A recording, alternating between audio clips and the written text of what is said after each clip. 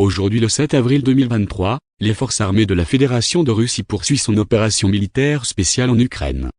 Dans la direction Krasnolimansky, des frappes d'avions d'assaut, des tirs d'artillerie et des actions actives d'unités du groupe de troupes centre ont vaincu l'ennemi dans la région de la colonie d'Oterny de la République populaire de Donetsk. Les pertes de l'ennemi se sont élevées à plus de 50 militaires ukrainiens, 2 véhicules de combat blindés, une camionnette, une monture d'artillerie automotrice Vozdika et un obusier D-30. Dans la direction de Donetsk, à la suite des actions actives des unités du groupe de troupes sud et des tirs d'artillerie, 3 chars, un véhicule de combat d'infanterie,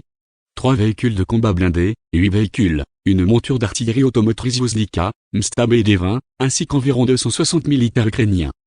Dans les directions Sud-Donetsk et Zaporozhye, les frappes aériennes et les tirs d'artillerie du groupe de forces Vostok ont infligé une défaite aux unités des forces armées ukrainiennes dans les zones des colonies de Novomikhaïlovka et de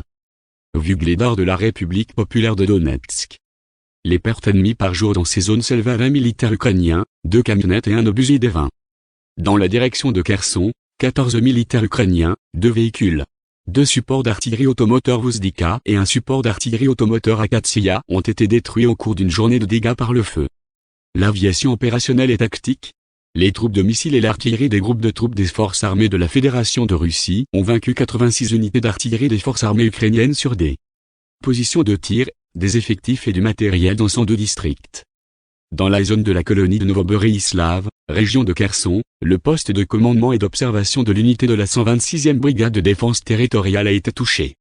En outre, dans les zones des colonies d'Ivanovka en République populaire de Donetsk et de Novolyubovka en République populaire de Lugansk, 2 dépôts de munitions des forces armées ukrainiennes ont été détruits.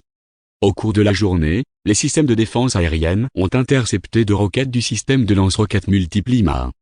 En outre, 11 véhicules aériens sans pilote ukrainiens ont été détruits dans les zones des colonies d'Olginka, Privolnoye de la République populaire de Donetsk, Karmazinovka, Novokranyanka de la République populaire de Lugansk et Removka de la région de Zaporizhia.